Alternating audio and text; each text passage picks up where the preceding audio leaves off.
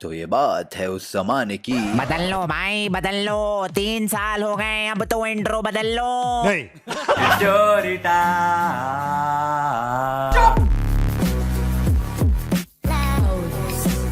Video start करने से पहले ही बता देता हूं कि ये एक normal roast reaction vlog video नहीं है, ये एक स्टोरी टाइम वीडियो है। जो लोग चैनल पे नए हैं उनको स्टोरी टाइम वीडियोस के कॉन्सेप्ट के बारे में नहीं पता। बेसिकली मैं अपने बचपन के दिनों की, स्कूल कॉलेज के दिनों की कोई स्टोरी सुनाता हूं। एंड आज हम एक ऐसी स्टोरी सुनने वाले हैं मेरे कॉलेज के सेकेंड ईयर की, जो मैं आज तक बताने से कतराता था, और क्यों वो तुम्हें भी पता चल जाएगा। देखो, इंजीनियरिंग कॉलेज में जब तुम फर्स्ट ईयर से सेकेंड ईयर में आते हो ना, तो यार एकदम ही ऐसा अलग दुनिया खुल जाती है। क्योंकि फर्स्ट ईयर तक तो तुम वही फिजिक्स, केमिस्ट्री, मैथ्स ही पढ़ रहे हो जो तुमने 11th 12th में ऑलरेडी पढ़ रखी है।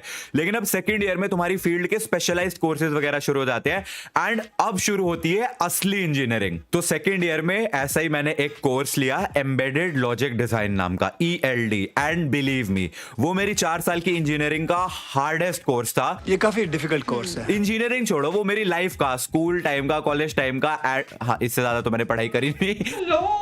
And on top of that वो कोर्स पढ़ाते भी एक जर्मन टीचर थे। No offence to any German teachers, लेकिन ये वाले सर, जिनको हम इस वीडियो के लिए बोलेंगे चिमगादड़ भाई चिमगादड़ व्हाटएवर, उनको ना इंग्लिश भी नहीं बहुत अच्छे से, हिंदी तो आती नहीं थी, इंग्लिश भी बहुत कोई अच्छे से नहीं बोलते थे। वो ऐसे या माइक्रो कंट्रोल या ओके यस यस, तो लाइक लेक्चर्स में कुछ समझ ही नहीं आता था। एटलीस्ट मुझे तो नहीं आता था, भाग्यों का पता नहीं। तो पहले ही दिन पे हमें पता चला कि इस कोर्स में कोई एग्जाम नहीं होने वाला, सिर्फ असाइनमेंट्स होंगे वीकली, जिनके सारे के सारे मार्क्स हैं।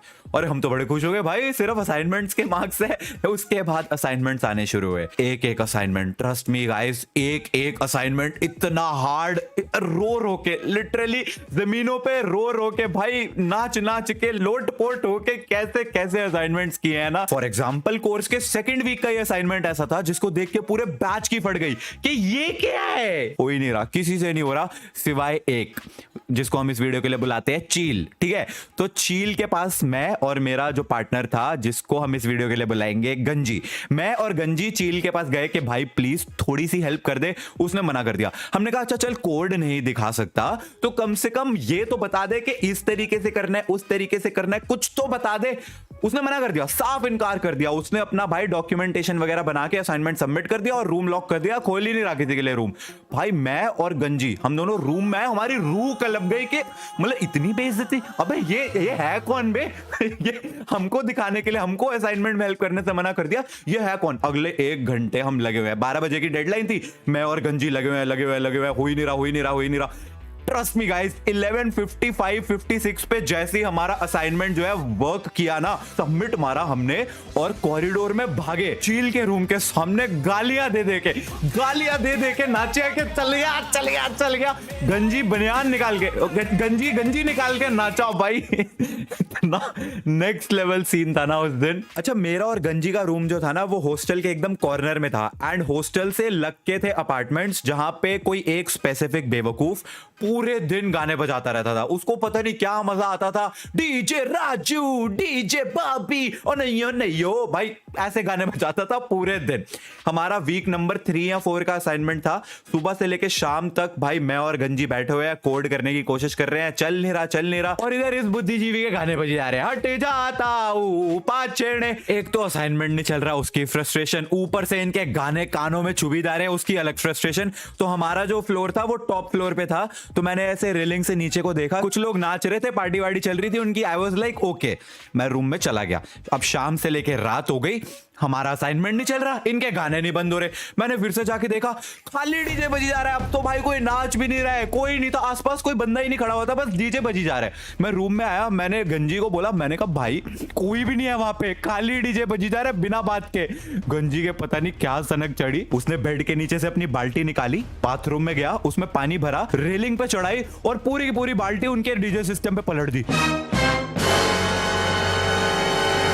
I was like, wait, what? ये क्या किया? अबे तूने पानी फेंक दिया उनके डीजे सिस्टम पे, मेरी आंखों के सामने फूंक दिया तूने। करा भाई पूरे दिन गाने बजाते रहते हैं, परेशान कर दिया, एक तो असाइनमेंट नहीं होते हैं, ये वो है। उसने कहा हाँ बहुत बढ़िया भाई, बहुत बढ़िया किया। उसके बाद डिनर करने के लिए नीचे गए हम, तो वहां पे देखा 4-5 लोग डीजे सिस्टम को घेर के खड़े हुए हैं। ये क्या हुआ है, ये चल क्यों नहीं रहा है, ये पानी कहाँ से आया है, ये किसने किया है, कौन है बे? शिट यार, ओ गॉड, मेरी आंखों के सामने फूका उसने भाई। लेकिन सबसे दुख भरी बात पता क्या थी, इतने मुश्किल असाइनमेंट्स करने के बाद भी मार्क्स नहीं मिलते थे। पता क्यों? क्योंकि चिमगादड़ सर बिग ब्रेन, वो कहते थे तुमने असाइनमेंट खुद करा है या कहीं से टेपा है या कहीं से क्या करा है, मेरे को कोई फर्क नहीं पड़ता। असाइनमेंट सबमिट करने के नेक्स्ट डे तुम्हारा क्लास में एक टेस्ट होगा, उस टेस्ट में जितने भी मार्क्स आएंगे वो परसेंटेज मल्टीप्लाइड बाय तुम्हारे असाइनमेंट के मार्क्स, तुम्हारा फाइनल स्कोर होगा। तो अगर तुमने असाइनमेंट खुद से करा है तो तुम्हें थ्योरी तो आती होगी ना, तो तुम्हारे टेस्ट में भी अच्छे मार्क्स आएंगे, तो अल्टीमेटली असाइनमेंट में भी अच्छे मार्क्स लगेंगे। लेकिन ट्रेजेडी ये थी कि भाई बचपन से अपुन है एकदम प्रैक्टिकल बंदा, अपने को सिर्फ ना काम खत्म करना आता है, मुझे डिटेल्स में ज्यादा जाने का इंटरेस्ट कभी था ही नहीं। तो मेरी थ्योरी इतनी अच्छी नहीं होती थी, मैं सिर्फ कोड करता था और कैसे न कैसे असाइनमेंट को चलाता था। और वहीं पे मेरा पार्टनर गंजी, वो पूरे दिन बैठा भाई थ्योरी रटता रहता था, अच्छा ये चीज ऐसे करनी है, ये ऐसे करनी है। कोड मैं कर रहा हूं, वो सिर्फ रट रहा है। और अगले दिन टेस्ट में किसके ज्यादा मार्क्स आ रहे हैं, गंजी के। तो असाइनमेंट में किसके ज्यादा मार्क्स लगे, गंजी के।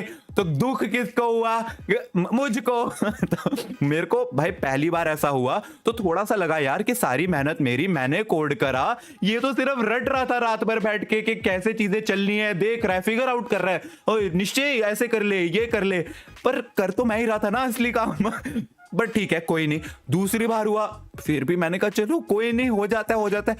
3 बार 4 बार जब हो गया ना भाई, थोड़ी सी जलने लगी मेरी कि यार चलो बराबर मेहनत भी अगर दोनों ने करी असाइनमेंट चलाने में तो बराबर मार्क्स लगने चाहिए ना दोनों के। जस्ट बिकॉज ये ज्यादा अच्छे से रट पाता है थ्योरी में, इसके टेस्ट में अच्छे मार्क्स आ जाते हैं, तो इसको असाइनमेंट में ज्यादा मार्क्स मिल रहे हैं, बराबर मिलने चाहिए ना। मेरी भी मेहनत उतनी है, ज्यादा है बल्कि। आधा सेमेस्टर खत्म हुआ एंड फिर आया mid semester feedback form. Trust me guys, मैंने अपनी सारी फ्रस्ट्रेशन निकाल दी उस फीडबैक फॉर्म में। ये प्रोफेसर को पढ़ाने नहीं आता है, इनकी आधी बातें मुझे समझ ही नहीं आती है, सारी मेहनत मैं करता हूँ, मार्क्स मेरे पार्टनर के आ रहे हैं, मजे वो ले रहे हैं। ये थ्योरी बोलता है कि तुम्हारे टेस्ट नहीं होंगे, सेमेस्टर एग्जाम नहीं होंगे, फिर भी टेस्ट लेता रहता है। प्रैक्टिकल लेना, प्रैक्टिकल करता है तो थ्योरी क्यों डाल रहे हैं, थ्योरी है तो प्रैक्टिकल। कहना क्या चाहते हो? मेरे को था भाई कौन ही पढ़ेगा भाई फीडबैक फॉर्म, मेरे मन में जो आया मैंने लिख दिया। अगले दिन सर क्लास में आए, कह रहे मैंने पढ़े तुम्हारे फीडबैक फॉर्म्स। मेरी फट गई। आई वाज लाइक नहीं, मेरे तो जो मन में आया था मैंने लिख दिया था, ये कह रहा है मैंने फीडबैक पढ़े हैं तुम्हारे। बट एक तसल्ली थी मेरे मन में कि फीडबैक्स तो एनोनिमस होते हैं, तो एटलीस्ट कुछ भी हो सर को मेरा नाम थोड़ी ना पता होगा। तो सर कहते हैं बाकी फीडबैक्स तो अलग। एक फीडबैक बड़ा इंटरेस्टिंग था, उसमें स्टूडेंट कहता है कि उसको मेरे पढ़ाने का तरीका नहीं अच्छा लगता, उसको समझ नहीं आता है मैं क्या बोलता हूँ। आई वाज लाइक ये सब तो मैंने लिखा है। और सर भी ना ऐसे तिरछी नजरों से मेरे को देख के हल्की हल्की से स्माइल दे रहे थे, तो मुझे लग तो रहा था कि इनको पता है मैं यूं। बट आई वाज लाइक यार पढ़ाने का तरीका तो ठीक है, किसी को पसंद आता है किसी को नहीं आता है, इसमें क्या ही दिक्कत है। बट देन ही सेड कि एक उसको ये भी तकलीफ है कि उसके पार्टनर के उससे ज्यादा मार्क्स आ रहे हैं। मैंने कहा सर ये मत बताना कि ये किसने लिखा है, क्योंकि गंजी मेरा बेस्ट फ्रेंड है भाई, मेरा रूममेट है, उसी के साथ रहता हूं मैं, उसी के साथ असाइनमेंट करता हूं। मैंने तो कुछ भी लिख दिया था ना फीडबैक फॉर्म में, मैंने सोचा थोड़ी ना था कि सर आप सच में पढ़ लोगे ऐसे क्लास में सबके सामने बताओगे।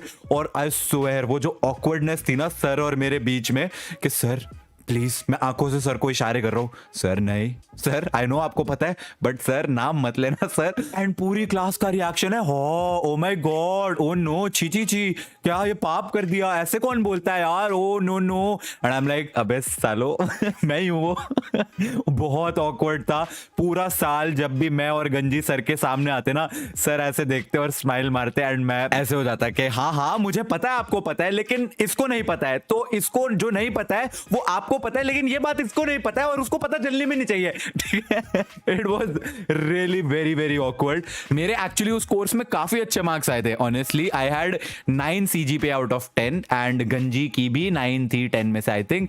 तो at the end it all worked out. But या ऐसे कमाल कमाल के कारनामे हुए थे मेरे साथ इंजीनियरिंग हॉस्टल में and I am pretty sure बाकियों के साथ भी जो हॉस्टल में रहते हैं उन सबके साथ भी ऐसे होते होंगे। अगर कुछ हुए तो कमेंट्स में जरूर बताना. I hope you guys enjoyed this video. If you did make sure to like it. This probably is the last story time, क्योंकि आई डोंट थिंक मेरी दिमाग में और भी स्टोरीज है. इसके बाद से शायद जो भी स्टोरी टाइम वीडियोस आएंगी वो आप लोगों की स्टोरीज होंगी, जो मैंने आपको कम्युनिटी पोस्ट में बोला था शेयर करने को. तो मेरी पर्सनल स्टोरी जो है ये शायद लास्ट होगी, शायद मे बी. अगर मेरे को आगे कुछ याद आ जाए तो आगे देखेंगे. I will see you guys in the next video. Video को लाइक करना. Thanks for watching. Goodbye to the people who hated on me. Goodbye to the people who loved me. Goodbye to the people who trusted me. Goodbye, goodbye to everybody.